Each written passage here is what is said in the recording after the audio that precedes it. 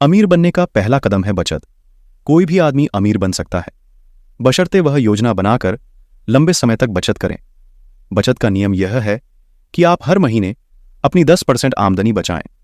बचत की योजना बनाते समय यह ध्यान रखें कि चाहे हमारी आमदनी 1000 हो या 100 हो, महीने के आखिर में सब कुछ खर्च हो जाता है और हमारे पास कुछ नहीं बचता है।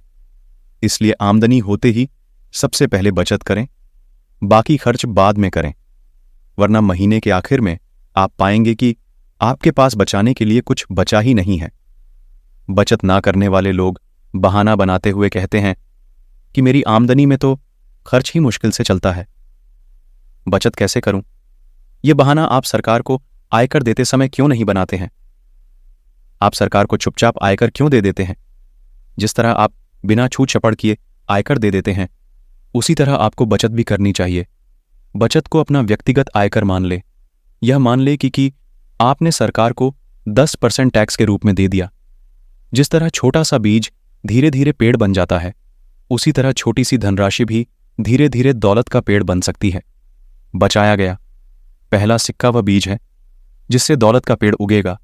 जितनी जल्दी यह बीज बो दिया जाएगा, पेड़ उतनी ही जल्दी उगेगा। बहरहाल, इसके लिए आपको उस पेड़ में अपनी बचत का और इन्वेस्टमेंट का पानी लगातार सींचना होगा। अमीर बनने का दूसरा कदम है बचत को खर्च ना करें।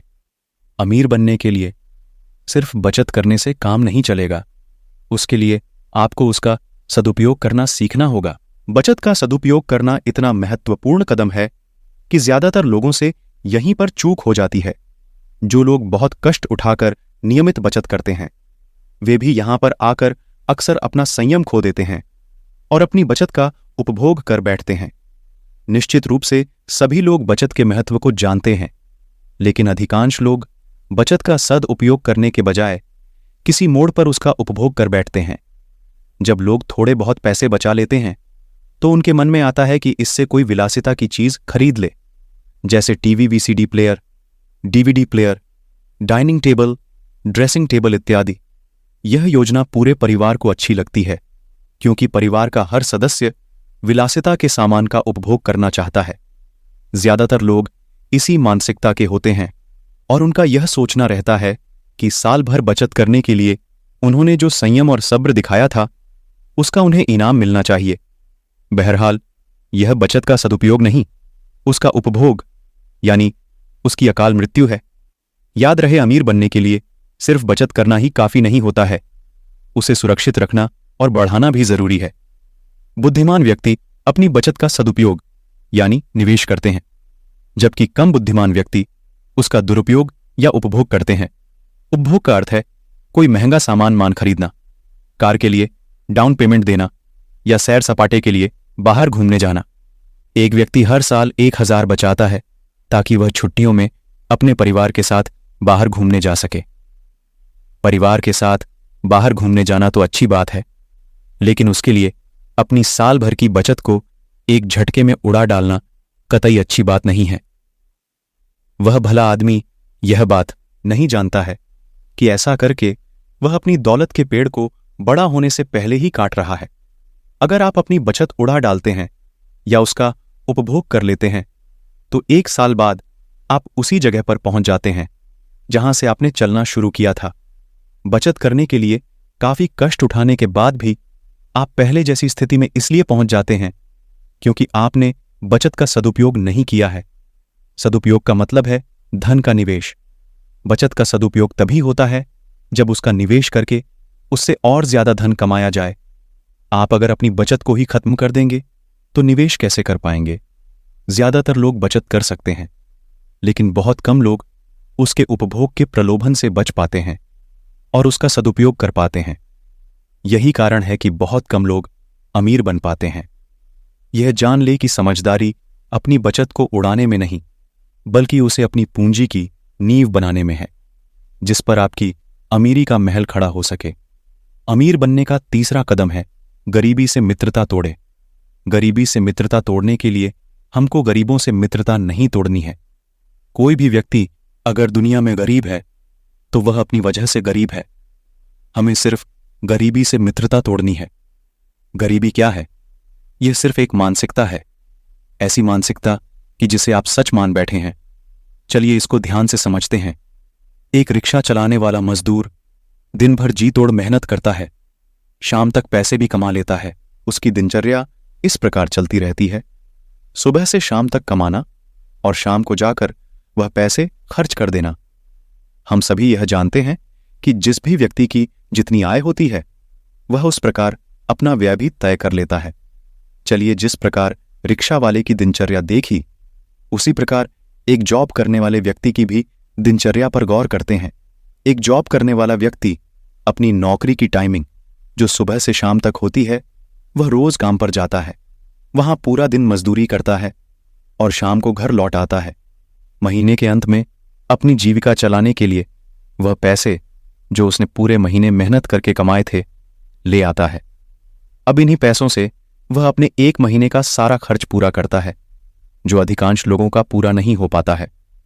महीने का अंत आते आते वह खाली जेब होने लगता है। अब आप ही बताइए, क्या फर्क है उस रिक्शा वाले मजदूर में और एक नौकरी करने वाले मजदूर व्यक्ति में? मजदूर रोज कार्य करके खाली जेब रहता है और नौकरी करने वाला व्यक्ति पूरे महीने कार्य करने के बाद भी खाली जेब रहता है। मेरे अनुसार यह दोनों ही गरीब हैं। गौर करने वाली बात यह है कि इन दोनों ने ही पैसे कमाए थे, इन दोनों ने ही मेहनत की, लेकिन पैसे कमाने के बावजूद भी यह गरीब कैसे हुए? तो मित्रों, यही जानने वाली बात है कि सिर्फ खर्च भर के पैसे कमाने वाले व्यक्ति ही गरीब कहलाते हैं। वे यह भूल जाते हैं कि अकस्मात किसी भी परेशानी के आने से उनका सारा बनाया हुआ जाल टूट जाएगा। गरीबी से समझौता करके उन लोगों ने यह गलती कर रखी है। वह अपने आप को सुरक्षित तो जरूर महसूस करते हैं, पर सुरक्षित होते नहीं हैं और इसी को गरीबी कहते हैं। मुझे आशा है कि आप लोग गरीबी समझ गए होंगे। यदि नहीं तो मैं कुछ और उदाहरण देकर आपको समझाने की कोशिश करता हूं। गरीब व्यक्ति किसी भी प्रकार का जोखिम लेने की कोशिश नहीं करते हैं। वे किसी भी प्रकार के नए कार्य की शुरुआत नहीं करते हैं, और यदि करते भी हैं तो उसे जल्दी बंद कर देते हैं। वे कान के कच्चे होते हैं और औरों की नकारात्मकता वाली सोच अपने ऊपर हावी कर लेते हैं। वे अपने जीवन भर हालात से और दुनिया से समझौता करते रहते हैं। वे अपनी गरीबी का दोष हमेशा किसी और को देते हैं। अपनी गरीबी की जिम्मेदारी वे खुद कभी नहीं लेते हैं। वे सिर्फ सपने देखते हैं, पर उनको पूरा करने के लिए कोई कार्य नहीं करते हैं। गरीबी के कुछ लक्षण जो आप अपने आसपास के लोगों में बखूबी देख पाएंगे। हो सकता है इन लक्षणों से आप अवगत हो और यह लक्षण आप में भी पाए जा सकते हैं। यदि ऐसा है तो इन लक्षणों की पहचान जल्दी करें और जल्द ही इससे छुटकारा पाने के लिए कार्य शुरू करें। यह लगभग उसी प्रकार है जैसे जब आप बीमार पड़ जाते हैं तो आपको एक मेडिकल चेकअप की जरूरत पड़ती है। जब आपकी मेडिकल जांच हो जाती है तो उसकी रिपोर्ट के अनुसार आपको दवाएं दी जाती हैं। तो जैसे ही आपकी गरीबी के लक्षण आपको पता चलते हैं, आपको इसके इलाज के रूप में कार्य शुरू कर देने होंगे। मैं आशा करता हूं कि आपको मेरी बात समझ आ रही होगी। अमीर बनने का चौथा कदम है अपने पैसों का हिसाब रखें। एक एक रुपए का हिसाब रखें। हो सकता है आपको यह कंजूसी लगे, लेकिन अपनी आय व्यय का हिसाब रखना कंजूसी नहीं है, बल्कि यह आर्थिक नियोजन कहलाता है। इस बात का पूरा हिसाब रखें कि आपके पास पैसा कहां से आया और कहां गया। यही वह जादुई आदत है जिसकी बदौलत व्यापारी दौलतमंद बनते जाते हैं, जबकि आम आदमी बहुत सारा पैसा कमाने के बाद भी गरीबी के दलदल में फंसा रहता है। आम आदमी को यह पता ही नहीं होता है कि उसका पैसा आखिर कहां चला जाता है। हम अक्सर लोगों को यह कहते हुए सुनते हैं, मैं इतना कमाता हूं लेकिन क्या पता पैसा आखिर कहां चला जाता है। ज्यादातर लोगों की स्थिति यही है, और इसका कारण यह है कि वे अपने खर्च का रिकॉर्ड नहीं रखते हैं। पैसे का हिसाब किताब रखने में मेहनत लगती है, याददाश्त पर जोर डालना पड़ता है, और कई बार तो तनाव भी होने लगता है। बहरहाल, यह न भूले कि सफल व्यापारी अपने एक एक पैसे का हिसाब रखता है। उसके बही खाते में उसकी आमदनी और खर्च का पूरा रिकॉर्ड होता है। अगर व्यापारी ऐसा कर सकते हैं तो हम क्यों नहीं कर सकते हैं? आखिर हम भी तो अमीर बनना चाहते हैं। अपनी आमदनी और खर्च का रिकॉर्ड रखना पहला कदम है, उसका विश्लेषण करना अगला कदम है। जब आप अपनी आमदनी और खर्च के रिकॉर्ड को देखेंगे तो आपको उससे बहुत सी आश्चर्यजनक बातें पता चलेंगी। आपको यह पता चलेगा कि आप कितनी फिजूल खर्ची कर रहे हैं। अक्सर हम यह सोचते हैं कि पार अब की गुटखा खाने से क्या होता है, लेकिन जब हम महीने भर की गुटखा का हिसाब रखते हैं तो हमें पता चलता है कि हमने 50 की गुटखा खा ली है। आमदनी और खर्च का रिकॉर्ड रखने से आपको आर्थिक नियोजन की प्रेरणा मिलती है, क्योंकि आप हर दिन अपनी आर्थिक स्थिति पर विचार करते रहते हैं। आपको यह पता रहता है कि आपकी आमदनी और खर्च की स्थिति क्या है, आपका कैश फ्लो कितना है, आपको कितना ब्याज मिल रहा है, आप कितना ब्याज दे रहे हैं। जब आप हर दिन इन बातों के बारे में सोचेंगे तो जल्दी ही आपको समझ में आ जाएगा कि आप अपनी आर्थिक स्थिति को सुधारने के लिए कौन से कदम उठा सकते हैं।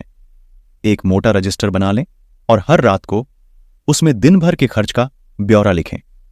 इसी तरह सप्ताह में किसी निश्चित दिन बैठकर अपने खर्च का विश्लेषण करें।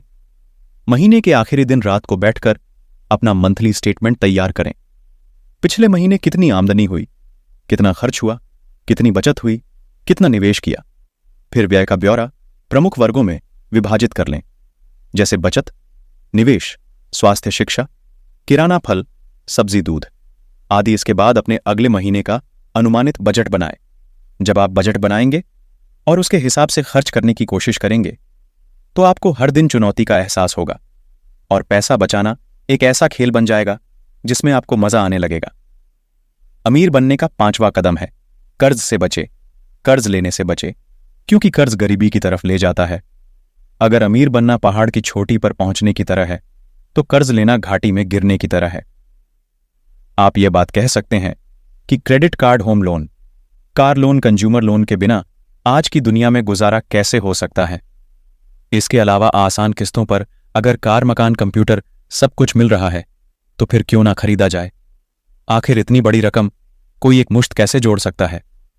आप चाहे जो कह लें, पुराने जमाने के लोग ज्यादा सही थे जो यह मानते थे कि कर्ज शैतान का दूसरा नाम है। सच तो यह है कि कर्ज 2 प्रकार के होते हैं, अच्छा कर्ज और बुरा कर्ज। बुरा कर्ज वह होता है जिसे आप उपभोग या विलासिता के सामान खरीदने के लिए लेते हैं और जिससे आपको भविष्य में किसी आमदनी के होने की कोई उम्मीद नहीं होती है। क्रेडिट कार्ड के कर्ज से खरीदे जाने वाले ज्यादातर सामान या कार जैसी विलासिता की चीजें इसी श्रेणी में आती हैं। पर्यटन, मनोरंजन या शान शौकत के दिखावे के लिए लिया जाने वाला कर्ज बुरा इसलिए होता है क्योंकि इससे आप अपनी भावी आमदनी को गिरवी रख देते हैं और अपनी आर्थिक कब्र खुद खोद लेते हैं। अभी खरीदो बाद में आसान किस्तों में पैसे दो का प्रलोभन बहुत ही आकर्षक होता है, जिसके जाल में ज्यादातर लोग फंस जाते हैं। बहरहाल यह बात हमेशा ध्यान रखें, चाहे कंपनियां या बैंक कितने भी सुनहरे वादे कर लें, कोई भी कर्ज मुफ्त में नहीं मिलता है। आपको इसकी बहुत ज्यादा कीमत चुकानी पड़ती है। ज्यादातर लोग कर्ज के जाल में इसीलिए फंस जाते हैं क्योंकि उनके देखने का दायरा बहुत छोटा होता है। वे वर्तमान से ज्यादा आगे तक देख या सोच ही नहीं पाते हैं। वे यह समझ ही नहीं पाते हैं कि वे कर्ज लेकर चक्रवृद्धि ब्याज की शक्ति के शिकार हो रहे हैं। वर्तमान उपभोक्तावादी युग में अधिकांश लोग सोचते हैं जब तक जवानी है तब तक खा पी लो और मजे कर लो, कल किसने देखा है। लेकिन कल हमेशा आता है और चूंकि उन्होंने चक्रवृद्धि ब्याज की शक्ति का दुरुपयोग किया है इसलिए वे कर्ज के दलदल में गले तक जाते हैं। वैसे आपको यह बात पता होनी चाहिए कि कर्ज हमेशा बुरा नहीं होता है, कई बार कर्ज अच्छा भी होता है। जैसे अगर आप 5% के ब्याज पर उधार लेते हैं और उस रकम से 10% कमाते हैं तो यह अच्छा कर्ज है। इसका एक काल्पनिक उदाहरण देखें। एक व्यक्ति 10 लाख का लोन लेकर मकान बनाता है और उसमें 3 किराएदार रख लेता है जो हर महीने 5,000 मकान किराया देते हैं। इसका मतलब है कि वह व्यक्ति 10 लाख के लोन पर बैंक को 10% ब्याज दर से 1 लाख ब्याज दे रहा है साल में एक बार, जबकि उसे हर साल बेहतर हजारों लाखों की आमदनी हो रही है।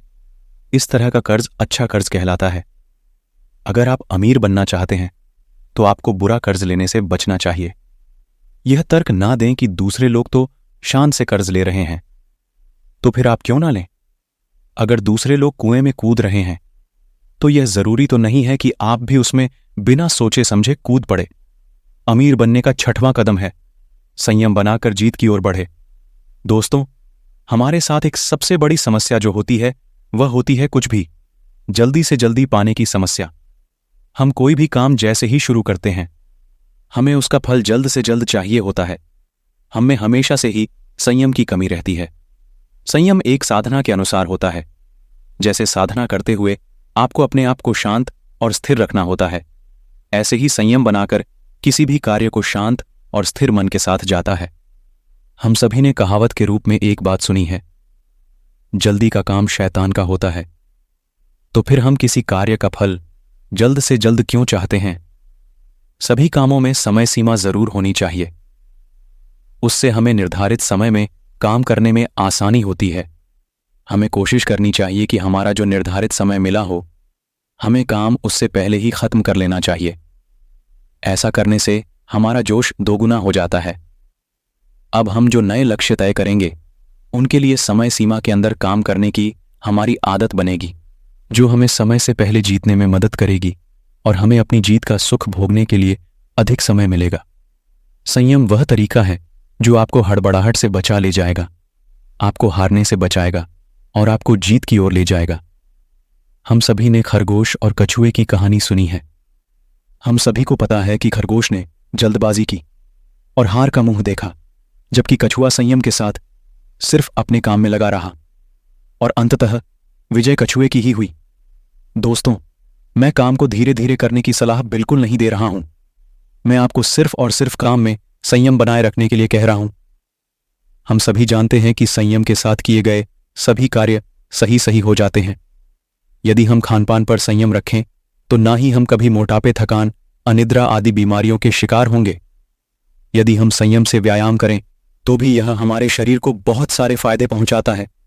संयम रखकर शराब तक पीना, शराब जैसी बुरी चीज को आपके शरीर के लिए एक दवा के रूप में बदल देता है। संयम वह जादू है जो बुरी चीजों को भी अच्छे में बदल देता है। आप सभी अच्छे और बुरे में फर्क समझते हैं। हम अधिकतर अपने रिश्ते भी सिर्फ और सिर्फ संयम की वजह से खराब कर लिया करते हैं। बस जल्द से हम लोग किसी निर्णय पर पहुंचने के लिए रिश्ते को खत्म करने को ही सबसे आसान तरीका समझते हैं। दोस्तों, जीवन में प्रेम से बड़ा कोई धन नहीं है और जहां संयम नहीं है वहां पर प्रेम ही नहीं है। संयम आप में प्रेम, क्षमा, दयालुता आदि गुण भर देता है। संयम आप में से लोभ, ईर्ष्या, मानसिक विकार, क्रोध आदि दुर्गुण समाप्त कर देता है। यदि आप संयम के साथ कोई काम करते हैं तो काम करते हुए आप खुद को आनंद से भरा हुआ महसूस करेंगे। आपको काम को खत्म करने की किसी प्रकार की कोई जल्दी नहीं होगी, जिससे आपका काम गलत नहीं होगा। आप लक्ष्य की ओर धीरे धीरे बढ़ेंगे, परंतु आप उसमें गलतियों से बच जाएंगे।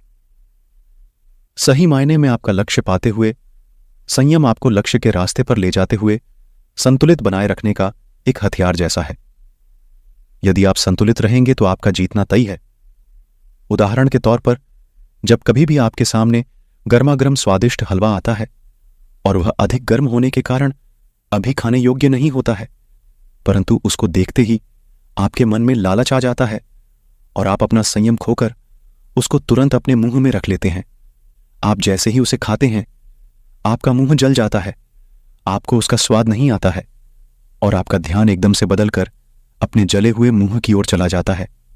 तब जाकर आपको पता चलता है कि आपके द्वारा एक गलती कर दी गई है। दोस्तों, यदि आप थोड़ा सा संयम रखकर उसी हलवे को थोड़ा ठंडा करने के बाद खाएं तो आपको अति उत्तम आनंद का एहसास होता है। आप उसके स्वाद में खो जाते हैं और आपका मन एक असीम आनंद को प्राप्त कर लेता है। देखा दोस्तों, संयम का जादू एक ही चीज को इसने कुछ ही समय में अच्छा और बुरा बना दिया। कुछ देर पहले बहुत अधिक गर्म होने के कारण जो हलवा खराब हो गया था या जिसने हमारे मुंह को जला दिया था, जिससे हमें नफरत होने लगी थी, थोड़ा ठंडा कर कर खाने पर वही हलवा हमारे लिए एक स्वादिष्ट भोजन का रूप ले लेता है। ऐसा ही जादू आपको आम जीवन में भी प्राप्त होगा। चलिए एक उदाहरण से समझते हैं। मान लीजिए आपके किसी साथी से कोई कार्य करते हुए कोई गलती हो जाती है। हम सब मनुष्य ही गलती करते हैं। ऐसा कोई व्यक्ति नहीं है जो कभी कोई गलती नहीं करता हो। हम सभी के द्वारा गलतियां की जाती हैं। कहावत के अनुसार यही माना जाता है कि मानव तो गलतियों का पुतला है। चलिए फिर से बात पर आते हैं। आपके एक साथी द्वारा एक गलती कर दी गई और यदि आप उससे सीनियर हैं तो आप उसकी गलती के लिए उसको भला बुरा कहने लगते हैं। कई बार गलतियां बहुत छोटी होती हैं जिनको नजरअंदाज किया जा सकता है, परंतु हम ऐसा ना करके अपने औहदे और अपनी ताकत का प्रयोग करके उसे नीचा दिखाते हैं। अपने से नीचे काम करने वाले लोगों को नीचा दिखाने में हम कोई कसर नहीं छोड़ते हैं। हम उनको मानसिक हानि पहुंचाते हैं। यदि हम संयम रखें तो वही व्यक्ति अपनी गलती सुधार भी सकता है, और यदि आपने उसे गलती सुधारने में उसको मदद की है तो वह आपके लिए जीवन भर आपका अनुयायी बनकर रहने के लिए तैयार हो जाएगा। संयम का जादू फिर से एक बार देखा। आपने वही व्यक्ति, वही गलती, बस संयम द्वारा उसके साथ निपटने का तरीका ही सब कुछ है।